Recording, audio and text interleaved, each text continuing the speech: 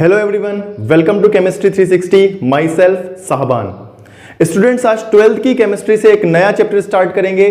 Chapter है physical chemistry का और नाम है केमिकल काइनेटिक्स। स्टूडेंट्स, ये थर्मोडायनेमिक्स और केमिकल इक्विलिब्रियम की सीरीज का चैप्टर है, यानी वो सारी चीजें जो हमने थर्मोडायनेमिक्स में पढ़ी थी या केमिकल इक्विलिब्रियम में पढ़ा था, उसी के जैसा या उसके आगे का कुछ हम केमिकल काइनेटिक्स में पढ़ने जा रहे हैं।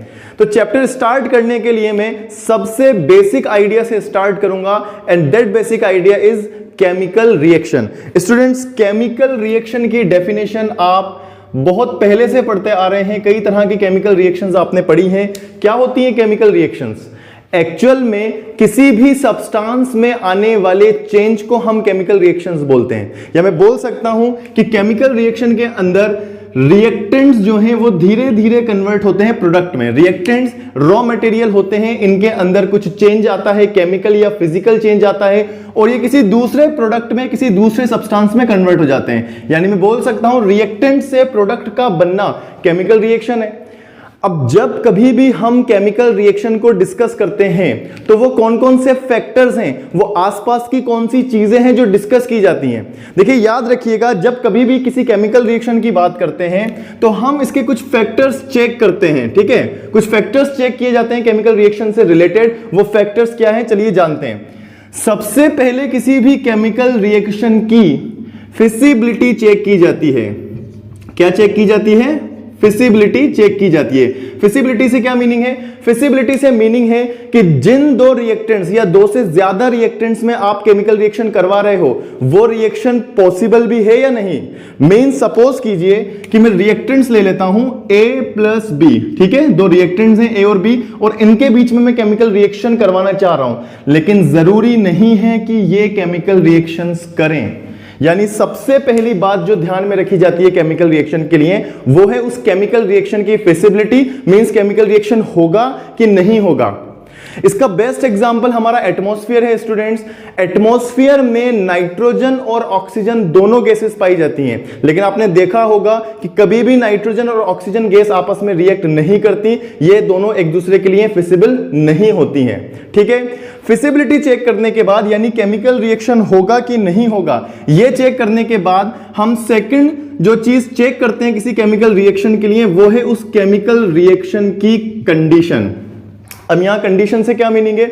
जब हम कोई केमिकल रिएक्शन करवाते हैं तो हर केमिकल रिएक्शन के लिए कुछ पर्टिकुलर कंडीशंस चाहिए होती हैं। ये कंडीशंस क्या क्या हैं? सपोज कीजिए उस केमिकल रिएक्शन के लिए कितना टेम्परेचर रिक्वायर्ड होगा, उस केमिकल रिएक्शन के लिए क्या पीएच रिक्वायर्ड है, या किस प्रेशर पर वो केमिकल रिएक्शन होगा, वो उसकी कंडीशंस कहलाएंगी। इसको समझने के लिए बहुत ही आसान है, मैं आपको समझाता हूं। सपोज कीजिए हम फूड कुक कर रहे हैं। ठीक है, तो फूड कुक करने के लिए मैंने क्या किया, वेजिटेबल्स ली, एक प्रेशर कुकर लिया, प्रेशर कुकर में वेजिटेबल्स ली, ऑयल लिया, सॉल्ट लिया, या जो भी इंग्रेडिएंट्स थे सब्जी बनाने के लिए या फूड को कुक करने के लिए, वो सभी मैंने प्रेशर कुकर में डाले, और उसमें प्रेशर कुकर में डालने के बाद मैंने उसे फ्रिज में रख दिया। तो क्या ये केमिकल रिएक्शन होगी? आपको मालूम है कि केमिकल रिएक्शन नहीं होगी, फूड कुक नहीं होगा, सब्जी नहीं बनेगी। क्यों नहीं बनेगी? क्योंकि हमने भले ही सभी इंग्रेडिएंट्स उसमें डाल दिए हों, वेजिटेबल डाल दी हो, ऑयल डाल दिया हो, सारी चीजें डाल दी हो, लेकिन हमने उसे प्रॉपर टेम्परेचर नहीं दिया। और अब फ्रिज में से निकाल करके जब हम उसे गैस पर रखेंगे, जब उसे टेम्परेचर देंगे, तब फूड कुक होगा। इसका मतलब क्या हुआ? किसी भी केमिकल रिएक्शन के होने के लिए, उसके पॉसिबिलिटी के लिए हमें कुछ पर्टिकुलर कंडीशंस चाहिए होती हैं, और जब हम किसी केमिकल रिएक्शन का डिस्कस करेंगे तो हम इन कंडीशंस को ध्यान में रखेंगे। ठीक है, इसके अलावा हम क्या चीज ध्यान में रखते हैं? जो तीसरी चीज है जो किसी केमिकल रिएक्शन के लिए हमारे माइंड में आनी चाहिए, वो है उस केमिकल रिएक्शन के एक्सटेंट या कितना केमिकल रिएक्शन हो रहा है। देखिए, एक्सटेंट से क्या मीनिंग है? एक्सटेंट से मीनिंग यह है कि केमिकल रिएक्शन जब हम करवा रहे हैं, यानी कि रिएक्टेंट से प्रोडक्ट बना रहे हैं, तो रिएक्टेंट का कितना पार्ट या कितना परसेंटेज प्रोडक्ट में कन्वर्ट हो जाता है। सपोज कीजिए कमर्शियल वे के अंदर, सपोज कीजिए मैं कोई प्रोडक्ट बनाता हूं, ठीक है, और प्रोडक्ट के लिए अगर मैं 100 ग्राम रिएक्टेंट लेता हूं और वो 100 ग्राम रिएक्टेंट सिर्फ 20 ग्राम ही प्रोडक्ट बनाता है, तो क्या वो रिएक्शन मेरे लिए काम की होगी? ऑब्वियस सी बात है, वो रिएक्शन मेरे लिए काम की नहीं होगी, क्योंकि उसमें रिएक्शन का एक्सटेंट ज्यादा नहीं है, मतलब ज्यादा रिएक्टेंट प्रोडक्ट में कन्वर्ट नहीं हो पाता। तो हमें यह भी ध्यान रखना पड़ता है कि जब हम केमिकल रिएक्शन करवा रहे हैं तो रिएक्शन की एक्सटेंट कितनी है, कन्वर्जन रेट क्या है, कितना रिएक्टेंट प्रोडक्ट में कन्वर्ट हो जाता है। और लास्ट चीज जो हम ध्यान में रखते हैं किसी भी केमिकल रिएक्शन के लिए, वो है उस रिएक्शन की रेट या स्पीड। रेट और स्पीड से क्या मीनिंग है? केमिकल रिएक्शन में रिएक्टेंट कितना टाइम लगा रहा है प्रोडक्ट बनाने में, यानी रिएक्शन किस स्पीड से हो रही है, कितने टाइम में पूरा का पूरा रिएक्टेंट प्रोडक्ट में कन्वर्ट हो गया, उसको हम बोलेंगे रेट ऑफ रिएक्शन या स्पीड ऑफ रिएक्शन। इसको समझने के लिए मैं क्या करता हूं, दो केमिकल रिएक्शंस एक साथ करवाता हूं, ठीक है। दो केमिकल रिएक्शंस लिए, सपोज कीजिए स्टूडेंट्स मैंने यहां पर दो बीकर लिए, दो कंटेनर लिए, ये पहला कंटेनर है मेरा, इसके अंदर एक रिएक्टेंट ए है, ठीक है। एक्चुअल में इसमें केमिकल रिएक्शन कुछ ऐसी होगी कि ए कन्वर्ट होगा बी में, ठीक है। केमिकल रिएक्शन में ए रिएक्टेंट है और इस ए रिएक्टेंट से बी प्रोडक्ट बनेगा, ठीक है। सपोज कीजिए मैंने यहां पर 10 मोल ए के लिए हैं, कितने मोल्स, 10 मोल्स ऑफ ए। वहीं दूसरी तरफ इसके जस्ट पास में मैं एक और केमिकल रिएक्शन परफॉर्म करता हूं, जिसके अंदर मैं अगेन एक कंटेनर लूंगा और इस कंटेनर के अंदर मैं रखता हूं बी, और इस कंटेनर के अंदर मैं रखता हूं सी, और यहां सी का कन्वर्जन होगा डी में, यानी कि दो सेपरेट केमिकल रिएक्शंस हैं। पहली केमिकल रिएक्शन में ए रिएक्टेंट है और ए रिएक्टेंट से प्रोडक्ट बनेगा बी, यानी जब रिएक्शन कंप्लीट हो जाएगी तो पूरा का पूरा बी बन जाएगा। वहीं दूसरी तरफ रिएक्टेंट सी कन्वर्ट होगा डी में, ठीक है। और दोनों का अमाउंट मैंने सेम लिया है, दोनों में रिएक्टेंट की क्वांटिटी बिल्कुल सेम ली है स्टूडेंट्स। यहां पर मैं सी कितना लूंगा, 10 मोल लूंगा, और ऑलरेडी मैंने ए का अमाउंट 10 मोल लिया है। अब मैंने क्या किया, दोनों ही बीकर्स को, दोनों ही रिएक्टेंट्स को टेम्परेचर देना स्टार्ट किया, ठीक है, और एक टाइमर लगा दिया, ठीक है। टाइमर लगा दिया और मैं चला गया। अब जब मैं वापस आया तो मैंने ये देखा कि जो रिएक्शन फर्स्ट है, जो रिएक्शन ए है, ये 5 सेकंड के अंदर, कितने सेकंड्स के अंदर, 5 सेकंड्स के अंदर कंप्लीट हो गई। मतलब 5 सेकंड के अंदर 10 मोल ए किस में कन्वर्ट हो गया, बी में कन्वर्ट हो गया, पूरा का पूरा रिएक्टेंट बी में कन्वर्ट हो गया, ठीक है। वहीं जब मैंने दूसरी ओर देखा तो दूसरी ओर मैंने देखा कि 10 सेकंड लगे सी को डी में कन्वर्ट होने में, यानी जो सेकंड रिएक्शन है उसमें कितना टाइम लगा, रिएक्टेंट को कंप्लीटली प्रोडक्ट में कन्वर्ट होने में 10 सेकंड लगे। तो अब आप ही बताइए, रिएक्शन ए फास्ट हुई या दूसरी जो रिएक्शन है वो फास्ट हुई?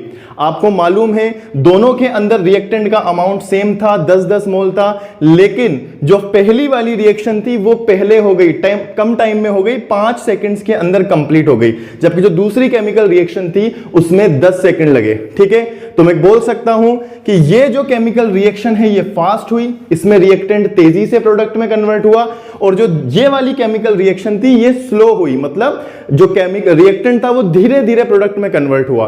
तो ये 4 चीजें हैं जो हम किसी भी केमिकल रिएक्शन के लिए देखते हैं। अब यहां पर ये बात ध्यान रखिएगा कि जब हम फिजिबिलिटी की बात करते हैं तो फिजिबिलिटी का हमें जो एक्सप्लेनेशन है वो मिलता है थर्मोडायनेमिक्स में। कहां मिलता है? थर्मोडायनेमिक्स में। मतलब केमिकल रिएक्शन होगी कि नहीं होगी, इस बात का एक्सप्लेनेशन थर्मोडायनेमिक्स से हमें मालूम चलता है। वहीं अगर हम एक्सटेंट की बात करें, अगर हम केमिकल रिएक्शन की एक्सटेंट की बात करें तो ये हमें पता चलता है केमिकल इक्विलिब्रियम में, ठीक है। केमिकल इक्विलिब्रियम हमें बताता है कि कितना एक्सटेंट जो होगा रिएक्शन का प्रोडक्ट में कन्वर्ट होगा, और फिजिबिलिटी के बारे में हमें थर्मोडायनेमिक्स बताता है। और जब हम बात करते हैं रेट ऑफ रिएक्शन, रिएक्शन की स्पीड के बारे में, तो यहां पर हमें जाना पड़ता है केमिकल काइनेटिक्स में। इसका मतलब क्या हुआ, केमिकल काइनेटिक्स के अंदर ही हम रेट ऑफ रिएक्शन या स्पीड ऑफ रिएक्शन को डिस्कस करते हैं, ठीक है। तो क्या है chemical kinetics? Chemical kinetics is a branch of physical chemistry which deals with the rate of a chemical reaction and factors affecting it. ठीक है, किसी भी केमिकल रिएक्शन की रेट को जानने वाली जो केमिस्ट्री है उसे हम केमिकल काइनेटिक्स कहते हैं। अब एक्चुअल में क्या है स्टूडेंट्स कि केमिकल काइनेटिक्स जो वर्ड है, ये जो वर्ड है केमिकल काइनेटिक्स, ठीक है, इसमें से जो दूसरा वर्ड है काइनेटिक्स, ये आपने 11th क्लास में फिजिक्स की बुक में बहुत अच्छे से पढ़ा है। फिजिक्स के अंदर आपने मोशन वाला चैप्टर पढ़ा था जिसमें काइनेटिक्स वर्ड बहुत आता था। एक्चुअल में क्या है कि काइनेटिक्स वर्ड एक ग्रीक वर्ड है काइनेसिस, एक ग्रीक वर्ड है काइनेसिस, उससे लिया गया है। और काइनेसिस का मीनिंग होता है टू मूव, या और इजी वर्ड्स में मैं कहना चाहूं तो काइनेसिस का मीनिंग होता है मोशन। और आप जानते हैं जहां कहीं भी मोशन की बात आती है वहां हम स्पीड की बात करते हैं या रेट की बात करते हैं। यानी कि केमिकल रिएक्शन का मोशन बताने वाली या केमिकल रिएक्शन की रेट बताने वाली जो केमिस्ट्री है उसे ही हम क्या बोलेंगे, केमिकल काइनेटिक्स बोलेंगे। क्लियर है यहां तक बात? मैं उम्मीद करता हूं कि यहां तक आपको समझ में आया होगा। अब देखिए आगे अगर हम बात करें तो जो सबसे पहला टॉपिक है जिसे केमिकल काइनेटिक्स में हम पढ़ेंगे वो है रेट ऑफ अ रिएक्शन। क्या पढ़ेंगे सबसे पहले? Rate of a reaction. तो चलिए स्टार्ट करते हैं। रेट ऑफ रिएक्शन,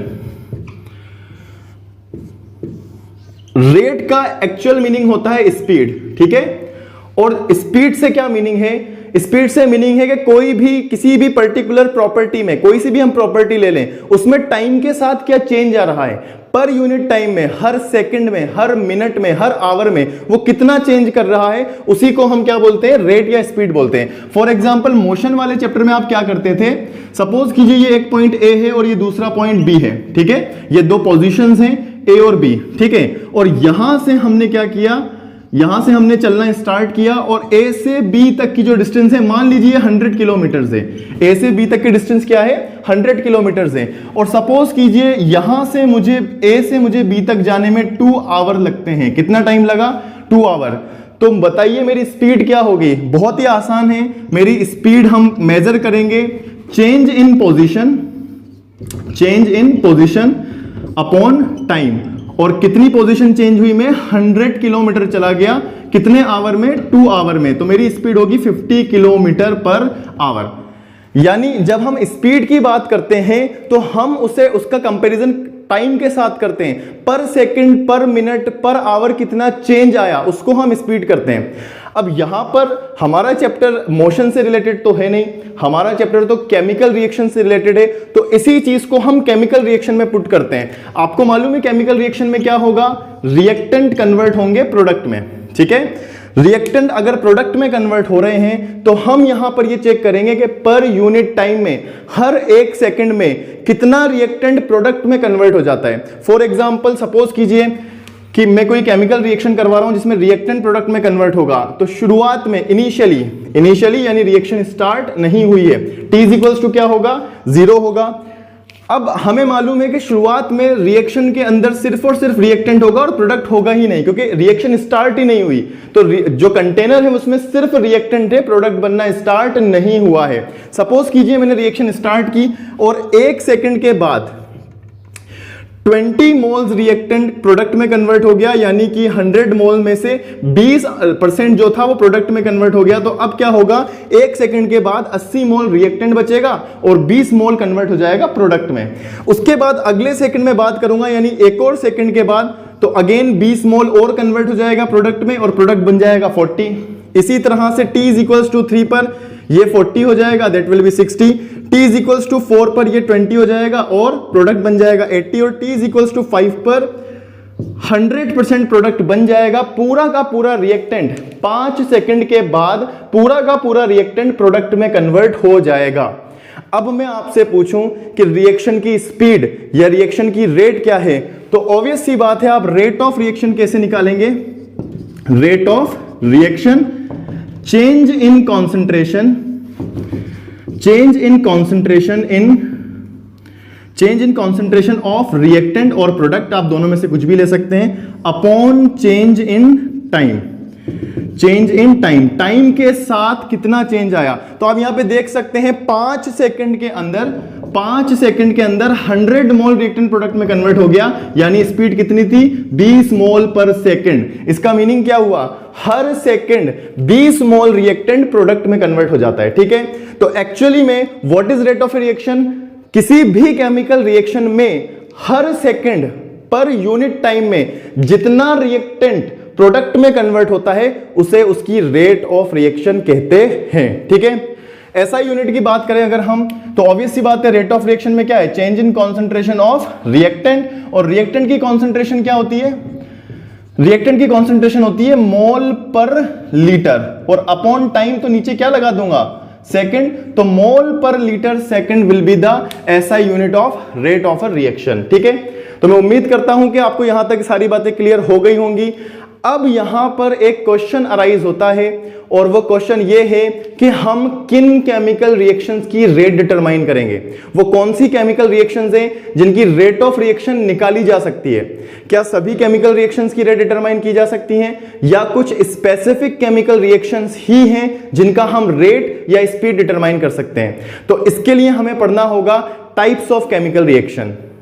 तो देखिए स्टूडेंट्स, अगर हम रिएक्शन की स्पीड के अकॉर्डिंग, मतलब रिएक्शन कितनी फास्ट हो रही है या स्लो हो रही है, इसके अकॉर्डिंग अगर हम रिएक्शंस को क्लासिफाई करना चाहें तो हम 3 तरह से रिएक्शन को क्लासिफाई कर सकते हैं। सबसे पहली केमिकल रिएक्शन कहलाएगी very fast chemical reactions, very fast chemical reactions. ठीक है, जो दूसरे टाइप की केमिकल रिएक्शन है that is moderate chemical reaction, second one is moderate chemical reaction. और जो थर्ड टाइप की केमिकल रिएक्शन है that is very slow chemical reaction. ठीक है, रिएक्शन की स्पीड के अकॉर्डिंग हमने 3 तरह की केमिकल रिएक्शंस यहां पर रखी हैं, very fast chemical reaction, moderate chemical reaction और very slow chemical reaction. Students, इनके नाम से ही क्लियर मालूम पड़ रहा है कि हम कैसी कैसी केमिकल रिएक्शंस पढ़ रहे हैं। सबसे पहले पढ़ते हैं वेरी फास्ट केमिकल रिएक्शन। देखिए, ऐसी केमिकल रिएक्शन जो बहुत फास्ट हो जाती है, मतलब रिएक्टेंट से प्रोडक्ट आग झपकते ही बन जाता है, with in A second reactant से प्रोडक्ट बन जाता है, उसको हम वेरी फास्ट केमिकल रिएक्शन बोलते हैं। इसका मतलब क्या है, वेरी फास्ट केमिकल रिएक्शन में रिएक्शन टाइम कितना होगा, 10 की पावर -6 से 10 की पावर -17 सेकंड के अंदर रिएक्शन कंप्लीट हो जाएगी। रिएक्टेंट से क्या बन जाएगा, प्रोडक्ट बन जाएगा। 10 की पावर -6 सेकंड मतलब 1 सेकंड में 5-6 बार रिएक्शन कंप्लीट हो जाएगी, वेरी फास्ट केमिकल रिएक्शंस। अब सवाल यहां पर यह है कि हम जो केमिकल रिएक्शंस पढ़ते हैं उनमें से कौन सी केमिकल रिएक्शन वेरी फास्ट होती हैं। तो याद रखिएगा, जितनी भी आयनिक रिएक्शंस होती हैं, कैसी रिएक्शंस, आयनिक रिएक्शंस, वो इसके एग्जांपल्स हैं। ठीक है, ionic reactions are examples of very fast chemical reaction. ऐसा क्यों, देखिए जब आयनिक रिएक्शंस होती हैं तो उनमें सिर्फ आयंस एक्सचेंज होते हैं, मतलब इसमें किसी स्पेसिफिक बॉन्ड का डिसोसिएशन या किसी नए बॉन्ड का फॉर्मेशन नहीं होता, बल्कि जो आयंस होते हैं, कैटायंस और आयंस, ये आपस में एक्सचेंज होते हैं। तो जब भी हम आयनिक सब्सटेंस को मिलाते हैं तो ये फटाफट अपने कैटायंस और एनायंस को एक्सचेंज कर लेते हैं, इसलिए रिएक्शन बहुत फास्ट हो जाती है। जितनी भी एसिड बेस रिएक्शन है उसको हम इसमें रख सकते हैं। फॉर एग्जाम्पल, मैंने HCl का रिएक्शन NaOH से कराया, बेसिकली मैंने एसिड का रिएक्शन बेस से कराया, तो आपको मालूम है एसिड कन्वर्ट होगा H+ और Cl- में, और NaOH कन्वर्ट होगा Na+ और OH- में। और जैसे ही इन्हें मिलाया जाएगा इनमें सिर्फ आयंस एक्सचेंज होंगे, और क्योंकि आयंस एक्सचेंज हो रहे हैं इसलिए रिएक्शन बहुत फास्ट हो जाएगी, और न्यूट्रलाइजेशन रिएक्शन के थ्रू मुझे सॉल्ट मिलेगा। इसका मतलब जितने भी न्यूट्रलाइजेशन रिएक्शंस हैं they all are examples of very fast chemical reactions. इसके अलावा आप जब लैब में जाते हैं तो वहां पर आप टाइट्रेशन करते हैं, और टाइट्रेशन में आप देखते हैं कि ब्यूरेट से धीरे धीरे ड्रॉप बाय ड्रॉप केमिकल जो है वो बीकर के अंदर, कंटेनर के अंदर गिरता जाता है, और एक पॉइंट ऐसा आता है, एक लिमिट ऐसी आती है कि जैसे ही एक ड्रॉप कंटेनर के अंदर जाके गिरती है, उस कंटेनर में जो सॉल्यूशन होता है उसका कलर चेंज हो जाता है, पिंक हो जाता है। तो वो भी किसका एग्जांपल है, वो भी वेरी फास्ट केमिकल रिएक्शंस का एग्जांपल है। ठीक है, अब यहां पर क्वेश्चन ये है कि जब केमिकल रिएक्शन सेकंड के अंदर ही कई बार हो रही है तो क्या आप उसकी स्पीड निकाल सकते हो। आप उसकी स्पीड नहीं निकाल सकते। इसका मतलब क्या हुआ, वेरी फास्ट केमिकल रिएक्शंस, या और इजी वर्ड्स में बोलूं तो जो आयनिक टाइप की केमिकल रिएक्शंस होती हैं इनकी रेट डिटरमाइन नहीं की जा सकती। We can not determine the rate, we can not determine the rate. ठीक है, यानी कि हम इन केमिकल रिएक्शंस को इस चैप्टर में नहीं पढ़ने वाले, क्योंकि हम तो बेसिकली केमिकल रिएक्शंस की रेट या स्पीड डिस्कस करने वाले हैं। अब चलते हैं हम वेरी स्लो केमिकल रिएक्शंस की तरफ। नाम से ही पता चल रहा है, ऐसी केमिकल रिएक्शंस जिन्हें कंप्लीट होने में कई दिन कई साल लग जाते हैं, उन्हें हम वेरी स्लो केमिकल रिएक्शन बोलते हैं। यानी कि इनको कंप्लीट होने में क्या लिखेंगे, many months and we can say many years. ऐसी केमिकल रिएक्शंस क्या कहलाएंगी, वेरी स्लो केमिकल रिएक्शन। ऐसी रिएक्शंस कौन सी होती हैं, आपको मालूम है रस्टिंग ऑफ आयरन, लोहे पे जंग लगना एक बहुत लंबा प्रोसीजर है, आप प्रीवियस क्लासेस में पढ़ के आए हैं। लोहे पे जंग लगने में 6-7 महीने का टाइम लगता है। तो rusting of iron, rusting of iron is an example of it. दूसरा, अगर आप पता करना चाहें तो जो हमारी अर्थ क्रस्ट में, हमारी जमीन के अंदर पेट्रोलियम का जो फॉर्मेशन हुआ है, आपने सुना होगा कि इसमें कई लाखों साल लगे हैं। कुछ आइडिया नहीं है कि कब पेट्रोल बनना स्टार्ट हुआ और कितने ड्यूरेशन के बाद पूरी तरह पेट्रोल कंप्लीट हो गया बनकर के, हमें कुछ नहीं मालूम, क्योंकि इसमें मिलियन ईयर्स, लाखों साल लगे हैं। तो पेट्रोल का फॉर्मेशन भी हम वेरी स्लो केमिकल रिएक्शन में रख सकते हैं। अब स्टूडेंट्स, जब हमें मालूम ही नहीं है कि रिएक्शन कब स्टार्ट हुई और कब कंप्लीट हुई, तो क्या हम ऐसी केमिकल रिएक्शन की रेट डिटरमाइन कर सकते हैं? तो आंसर है नो, हम वेरी स्लो रिएक्शंस की भी रेट डिटरमाइन नहीं कर सकते। Rate can not be determined, इनकी भी स्पीड पता नहीं की जा सकती। इसका मतलब क्या है, वो कौन सी केमिकल रिएक्शंस हैं जिनकी रेट डिटरमाइन की जा सकती है, और ये केमिकल रिएक्शंस हैं मॉडरेट केमिकल रिएक्शंस। मॉडरेट का मीनिंग है मीडियम, यानी कि एवरेज केमिकल रिएक्शंस। ऐसी केमिकल रिएक्शंस जो ना तो बहुत फास्ट होती हैं और ना ही बहुत स्लो होती हैं, यानी कि इनके कंप्लीट होने में कुछ सेकंड्स, कुछ मिनट्स या कुछ आवर लगते हैं, उन्हें हम मॉडरेट केमिकल रिएक्शंस बोलते हैं। मैं लिख सकता हूं रिएक्शन कंप्लीट्स इन few seconds, few hours या few minutes। ऐसी केमिकल रिएक्शंस क्या कहलाती हैं, मॉडरेट केमिकल रिएक्शंस कहलाती हैं। पहली बात, अब जितनी भी मॉडरेट केमिकल रिएक्शंस होंगी इनको हम मॉलिक्यूलर केमिकल रिएक्शंस बोलेंगे। क्या बोला जाएगा इनको, मॉलिक्यूलर केमिकल रिएक्शंस। देखिए मॉलिक्यूलर केमिकल रिएक्शन से क्या मीनिंग है, ऐसी रिएक्शंस जिसमें मॉलिक्यूल पार्टिसिपेट्स करते हैं। फॉर एग्जांपल, अगर मैं आपको एग्जांपल बताना चाहूं तो अमोनिया का फॉर्मेशन कुछ ऐसे होता है जिसमें हम नाइट्रोजन मॉलिक्यूल का रिएक्शन हाइड्रोजन मॉलिक्यूल से कराते हैं under certain pressure and temperature, और हमें NH3 यानी कि अमोनिया मिलता है। यह रिएक्शन होने में कुछ मिनट का टाइम लगता है। एक्चुअल में मॉलिक्यूलर रिएक्शन होगी कैसे, इसमें पहले नाइट्रोजन और नाइट्रोजन यानी N2 मॉलिक्यूल के बीच के बॉन्ड ब्रेक होंगे। उसके बाद जो हाइड्रोजन मुझे गिवन है, इसमें हाइड्रोजन और हाइड्रोजन के बीच के बॉन्ड ब्रेक होंगे और दोनों रिएक्टेंट्स अपने अपने बॉन्ड ब्रेक करेंगे और फिर नए बॉन्ड्स बनेंगे दोनों तरह के रिएक्टेंट्स में, और तब जाकर के अमोनिया बनेगा। इसका मतलब ये मॉलिक्यूलर केमिकल रिएक्शन जो होती है इसमें पहले बॉन्ड्स टूटते हैं, रिएक्टेंट के बॉन्ड्स टूटते हैं और फिर नए बॉन्ड्स का फॉर्मेशन होता है और प्रोडक्ट बनता है। इसीलिए रिएक्शन ना तो बहुत जल्दी होती है और ना ही बहुत धीरे, और रिएक्शन कंप्लीट होने में या तो कुछ सेकंड्स लगते हैं या कुछ आवर्स या मिनट्स लगते हैं। ऐसी chemical reaction moderate chemical reaction कहलाती है। मॉडरेट केमिकल रिएक्शन ही वही रिएक्शन है जिसकी रेट डिटरमाइन की जा सकती है, यानी हम ऐसी केमिकल रिएक्शंस की हर एक सेकंड पर रेट या स्पीड पता कर सकते हैं, यह मालूम कर सकते हैं कि कितना रिएक्टेंट प्रोडक्ट में कन्वर्ट होगा। और इस चैप्टर के अंदर हम मॉडरेट केमिकल रिएक्शंस को ही डिस्कस करने वाले हैं। ठीक है, तो ये 3 तरह के टाइप्स हैं जिसमें से सिर्फ मॉडरेट केमिकल रिएक्शंस हैं जिनकी स्पीड पता की जा सकती है। ठीक है, तो मैं उम्मीद करता हूं कि आपको ये सारी बेसिक्स बातें समझ में आ गई होंगी। आगे अगले लेक्चर के अंदर हम रेट ऑफ रिएक्शन और इसके टाइप्स के बारे में बात करेंगे। हमारे साथ बने रहिए अपने अगले वीडियो लेक्चर्स देखने के लिए। इस वीडियो में इतना ही। Thank you so much.